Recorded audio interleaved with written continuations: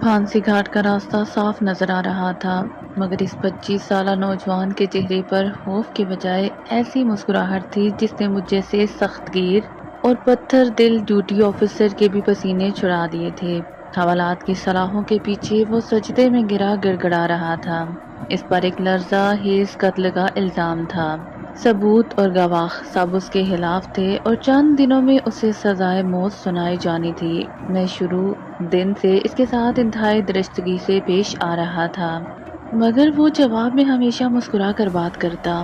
ایک دن جب وہ دعا مانگ کر اٹھا تو مجھ سے رہا نہ گیا اور میں نے تلخ لہجے میں پوچھا، تمہیں ڈر نہیں لگتا؟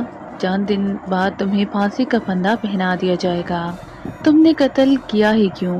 اس نے بڑی پرسکون مسکراہٹ کے ساتھ میری طرف دیکھا اور بولا، سر، ایک بے گناہ کا قتل تو پوری انسانیت کا قتل ہے، میں نے کوئی خون نہیں کیا۔ اس نے بتایا کہ علاقے کے ایک انتہائی طاقتور اور بااثر شخص نے خون کر کے سارا الزام اس پر ڈال دیا اور جھوٹے گواہ بھی خرید لیے ہیں۔ مجھے اس کی معصومیت پر ترس آیا۔ میں نے پوچھا، تو پھر تم اتنے مطمئن کیوں ہو؟ کیا تمہارے گھر والوں نے کوئی وکیل نہیں کیا؟ اس کی اگلی بات نے میرے رونگٹے کھڑے کر دیے۔ اس نے آسمان کی طرف انگلی اٹھائی اور پر یقین لہجے میں کہا، سر، میں نے اپنا کیس اس وکیل کے حوالے کر دیا ہے جس کی عدالت میں گواہ خریدے نہیں جاتے۔ میں نے اس کے روبرو اپنی عرضی رکھ دی ہے، اب وہ مجھے تنہا نہیں چھوڑے گا۔ میں حیرت سے اس کا چہرہ تکتا رہ گیا کہ موت سامنے کھڑی ہے اور اسے اپنے خدا پر کتنا اندھا یقین ہے۔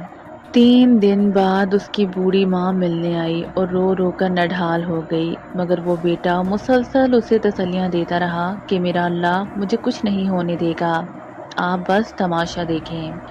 اور پھر عدالت میں آخری پیشی سے ٹھیک 1 رات پہلے قدرت کا ایسا تماشا لگا کہ عقلیں دنگ رہ گئیں۔ جس بااثر شخص نے قتل کر کے اس معصوم کو پھنسایا تھا، وہ اپنی بیوی اور اکلوتے بچے کے ساتھ ہائی وے پر جا رہا تھا کہ قیمتی گاڑی کو ایک خوفناک حادثہ پیش آیا۔ بیوی اور بچہ موقع پر ہی کٹ کر جاں بحق ہو گئے، جبکہ وہ خود گاڑی کے ملبے میں بری طرح کچلا گیا۔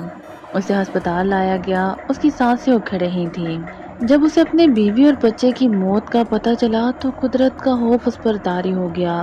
موت کے اس خوفناک پہر میں وہ اسے حوالات میں قید بے گناہ نوجوان یاد آیا۔ اس نے چیخ چیخ کر ڈاکٹر کو بلایا اور کہا کہ میرا ویڈیو بیان ریکارڈ کرو۔ اپنی آخری سانسوں میں اس نے ہاتھ جوڑ کر کیمرے کے سامنے اپنے جرم کا اعتراف کیا اور روتے ہوئے بولا، اس بے گناہ کو چھوڑ دو، میں نے اسے پھنسایا تھا، ورنہ میرا خدا مجھے کبھی معاف نہیں کرے گا۔ یہ ویڈیو بیان ریکارڈ کرواتے ہی اس کی گردن ڈھلک گئی اور وہ مر گیا۔ اگلے دن عدالت کا کمرہ کھچا کھچ بھرا ہوا تھا۔ جج کے سامنے وہ ویڈیو چلایا گیا۔ پورے کمرے میں موت جیسی خاموشی تھی، صرف ایک آواز آ رہی تھی اور وہ اس نوجوان کی بیڑیاں اور ہتھکڑیاں کھلنے کی آواز تھی۔ باعزت بری ہونے کے بعد جب وہ لڑکا اپنی روتی ہوئی ماں کے گلے لگ رہا تھا تو میں گم سم کھڑا بس آسمان کی طرف دیکھ رہا تھا کہ واقعی